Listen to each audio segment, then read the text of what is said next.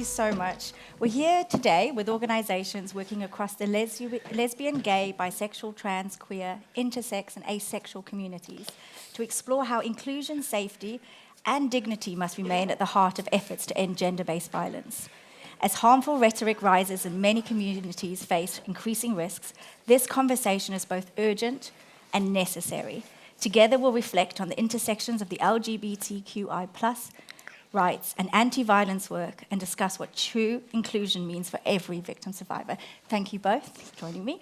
I have Simon Blake, the Chief Executive of Stonewall, and Lenna Cumberbatch, who is the current chair of Galop, doing the beautiful job of chairing the trustees. Thank you both for joining us. So my first question to you. We are seeing a growing climate of exclusion, where polarizing and vilifying narratives about the LGBTQI+ community and people, particularly trans folk, are shared in an online and offline spaces.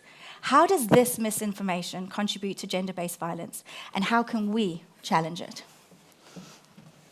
That increase in violence is one of those key things that's been happening. That the concept and understanding of misinformation is one of the key points that you made there. And so we're looking at oppressive experiences of gender, oppressive experience and expectations around sexual orientation that are creating spaces that are unsafe for LGBTQI+ communities. And so what that can mean sometimes is, for example, you make the effort to reach out and ask for help, but you're ignored because of who you are and your identity. You don't feel like you're safe in the places that are supposed to provide you access and support, or you don't even feel like you're able to tell people what your true identity is, because or on circumstances where you do go and ask for help, you don't get it. So how can we be in places where we're providing support and safety and guidance for people, but they don't feel safe being out? We know that in the frontline services that Galop provides, we're finding that too many of our participants just don't go and ask for help. So when we're creating misinformation, we're setting oppressive expectations around gender and sexual orientation. We're creating a space that's safe, unsafe, not just for LGBTQI, but for the broader environment. One of the previous speakers spoke about social norms and understanding what that means, and that also impacts LGBTQI+ communities. It's really important because we know that that first step of reaching out and asking for help, as many victim survivors will attest to, is one of the most challenging. And how the people are met in that moment is a difference between moving forward and not. If you have any thoughts on that question? Well, just to add, I guess, that in an environment where we're trying to create cultures of non-violence, if we accept violence towards any one group, then we accept violence towards all groups. And that any environment, and one which is increasingly hostile for LGBTQIA+ people, but also for women and for people feeling safe, across the streets, on social media, sometimes I think we think of them as either or, but actually this is about how gender norms are policed around sexual and gender identity. And so, any environment that makes it difficult for anybody to access help, as Lenna said, or where acts of violence are accepted, creates an environment where it can for anyone. That's really important. Thank you. I'm going to follow up on that question with you, Simon. How does the LGBTQI movement, with regards to inclusion, fit within the wider gender-based violence movement? What are your thoughts on that? Yeah, I think this is... how long have we got? I think this is one of the really important questions that sometimes it can feel as though when we're talking about violence on women and girls, it can be through a heteronormative lens. When we know that violence affects all women, non-binary people, and that would include trans, lesbian, bi, queer, asexual women as well. And I think that it's really, really important that we recognise that when we are talking about violence against women, we are talking about that wide spectrum of women. And sometimes, in recent years, it's positioned as you either support women's rights or you support LGBT rights. And clearly, that is absolutely not the position that we want to be in, that we need to be really clear that we are anti-violence, that we're against violence for everybody, and that it isn't one or the other. And that false narrative, if we allow that to hijack the agenda and really detract from the fact that violence is mostly committed by men, by straight men, and that then we don't put the resources and the energy in the right place. So I think we have to see this. Yes, there are differences, and there are some issues of how prevention and support and resources are allocated, and there will always be individual experiences. But overall, this is one approach which is about creating a world in which people do not experience violence, and it's not one or the other. Yeah, and if I might add, I mean, Galop takes a truly trauma-focused, trauma-informed, victim and survivor-focused approach to services. We're in a space where if we're not creating spaces that are inclusive, then we are turning away victims and survivors. How can we be in that space when this is the work that we do? So understanding that each person's provision may be different. What an individual needs is defined by that individual. Being able to be informed by their learning, by their knowledge, by their experiences as to what they want in the provision of their services is really key and really important. And so if we're creating spaces where we exclude groups of people, then we are creating spaces where victims and survivors are no longer safe, and we're sending them back to their perpetrators. Absolutely. I think you've hit on something really, really strong points there. And I suppose it also comes back to where the movement itself originated from. We were all working together back in the beautiful 1970s. It was a nice space. Okay, a bit of a different question, but what does true inclusion look like? You've touched on it just slightly, but really in services against violence against women, in women's shelters, in refuges across the country, what does it really look like? And what do we need to change to get us there? So we heard earlier, didn't we, from Mandy about empathy and compassion. And we know that in order to have empathy and compassion, we have to start with education. That is where it starts. But we also have to have enough resource, and resource has also been spoken about a lot today. And so that starting principle of inclusion, which Len talks about, is obviously absolutely critical. But a starting principle of inclusion doesn't mean everybody gets the same. And people that are working in this work will know that they're doing risk assessments all of the time on a whole raft of different factors. But that takes a really strong value set. It takes a really strong framework of excellence, and it takes a really strong amount of resource. That's a sentence you can use. It takes enough resource. And we know that people are not always working within a values framework, which would be one which I believe that we need. We know that people are not always trained and have the skills to be doing some of this work. And we also know that there often isn't enough resource. So really, I guess, without... at a principle level, it's about the empathy, the compassion, the individual focus, about having the expertise and the resources. And we know that on the ground, people are working through this on a day-to-day basis. And organisations like Galop develop that expertise around the LGBTQIA+ community specifically. So over to you, the segue. Of course, I mean, just to add really in terms of what you've just said, exactly in terms of inclusion not being a mould that fits everybody. I think often what we don't think about when it comes to inclusion is what I don't have to think about. Do I have to police my gender presentation? Do I have to pretend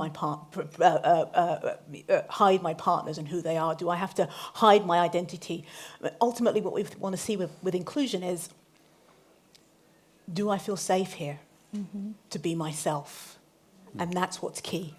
Because if you can't be safe to be yourself, then how can you ask for the help that you actually need? And that's one of those key things. But also inclusion is intersectional, right? And understanding that there are different identities that overlap with all of our identities. And so whether that's racialized minority identities, whether that's your age, whether that's disability, in addition to your sexual orientation and all the other aspects of your identity that come into how you present in a space, are all of those identities accepted in the space where you need to get help? And so when we think about inclusion and we think about the spaces that we're creating, is your organisation doing the training and the learning? Is it bringing in specialised services? Galop, we offer a range of services that are tailored by LGBT people for training and experience on LGBT people's experiences. And so being able to bring in that specialised support and training, but also setting the responsibility for everybody in your organisation. This is not your EDI person's job. This is not the health and safety person's job. This is everybody's responsibility to see and spot how we make sure that each person in our organisation feels included. And I think this is a really important point. Is what does the culture tell you about whether you expect to belong? You know, so often that backdrop is that you may expect that you don't belong. So what are we doing to change the culture? Then what are we saying to people before they get to the service that they're welcome? What are they doing when they get to the service, say, you're welcome and you belong? And what are we doing when people say, actually, we don't feel like we belong, by either looking at the data, because they're not accessing the services, or from the feedback, which is there. And by doing all of those things, we can find ways to create the care that is needed for everybody. If I can just add on please top of do. that, I think that telegraphing is really important. Like, we are here for you in all these services. That's really key and really cute, really a key to what we're doing. So understanding that inclusion is an active process. Don't assume it's not passive. You have to do something to ensure that people are included. And so sending out those messages in advance and being public about your statements. I wear a pin for a very specific reason, to be visible, right? And so understanding, what are you telegraphing? Individually, as an organisation, as a group, what is it? What message are you sending out there? I think that's really key, because we do invest so much of our time now in our organisational comms and the way in which we put messages out, and we shape and form them, but are we thinking fully in that way? Are we considering what that first step is, what the doorway into our services are, and once somebody arrives, how are we meeting them at the door and seeing their whole person? But there is also a really important point you mentioned, which was about resources. And how do we make sure that those resources are working for the people that need it most? I mean, and you have a great chat function on your website, which is really important for younger people. And, phoning people can be really sort of daunting and too much. So I suppose, how are you seeing that come through on some of those services that you offer? Yeah, we're getting mixed pictures, and good and bad. Galop services 10,000 people, LGBT plus people, over the course of a year. That's a tiny fraction of the people, LGBTQR people, who are experiencing violence. 65% of LGBT people who experience abuse from family members, from partners in domestic environments, don't report their experiences at all. That's really interesting. So there are opportunities that are not being met at the moment, that we're hoping to be able to do so. But as you say, it's a challenging funding environment for everybody, and being able to get the support and the inclusion in spaces like No More, and saying no more to exclusion in terms of that spaces, and being able to be included in conversations and discussions around broader gender-based violence, as you mentioned earlier, is really important, really key to this message. Understanding that different people's needs sometimes have different provision requirements, and so let them define what they need and what they're experiencing. And so the funding is a requirement for that, and it's unfortunately not forthcoming as well, but we are seeing much more positive signs in this. Some of the work around parity and LGBT hate crime law means that the visibility of what the needs of the LGBT plus community are getting more visibility, which is brilliant. But I think the one thing I would say is that right now what we're hearing people say is, actually, do you know what, I feel less welcome and less safe than I did 10 years ago. So there is also that bit about, in an environment which becomes more polarised, it goes right back to the first question, where there is a narrative about trans people in particular, people maybe not even getting to the door. So what are the signals that we need to send? And those signals don't always need to be ones which cost a lot of money. That as we know, if you're looking for a signal, like, lots of people won't know what this badge means. Lots of people now will know what this badge means who didn't perhaps before, and so we'll see each other on the tube and we'll look and know, these are people who together want to end violence against women and girls. I remember as a young lad looking, and you would see a flag, and at the time flags were not sweet, and if it was a choice between that shop and that shop, I would go to the one with the flag. If you saw someone with a lanyard on, you would want to talk to that receptionist, not to the other at the doctor. So there are all sorts of ways that we send out those signals to people, and how you reassure somebody at the beginning. And so all of these principles, which you all know from working with everybody, and then what do we need to understand about LGBTQIA plus people in order to understand what you might need to do to be able to do that. It's really important. Thank you for sharing that.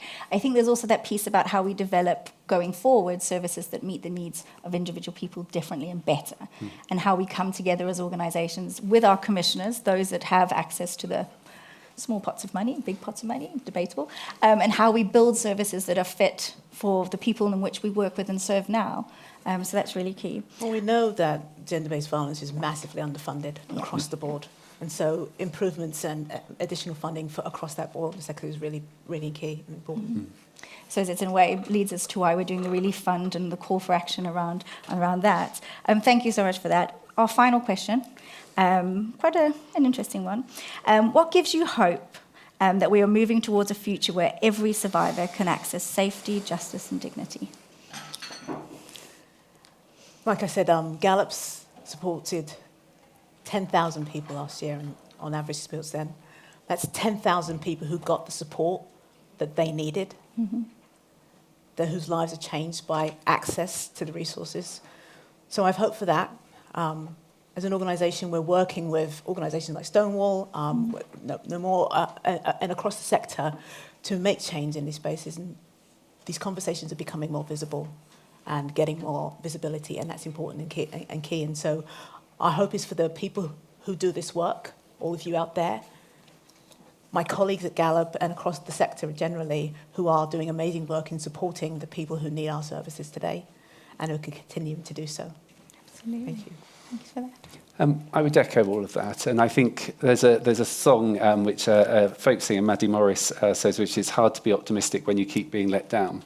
And I think that lots of people feel that about lots of things at the moment. But I also listened to Jacinda Ardern at a conference recently, and she said that sometimes optimism is seen as naivety, but she's reframed it to optimism requires moral courage, because if we do not take optimism, then we say that what is now is good enough, and we accept what is now, and we're not going to work to make it better, and we don't expect you to work to make it better.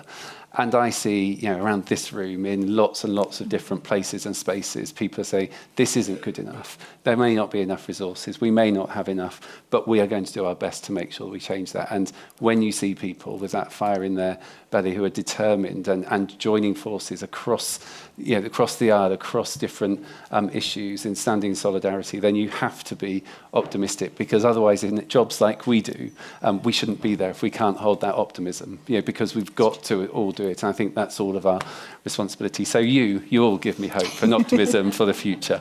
But also it's opportunity, right? Yeah. We talked to somebody, one of the previous panels, talked about the guy who said, I didn't know that there was period poverty, and had everybody watch their video. These are opportunities. Take your chances, take your opportunities, take the moments. Tell somebody about what's going on. Share the knowledge. This is going to be going out wide tomorrow. Tell everybody you know, right?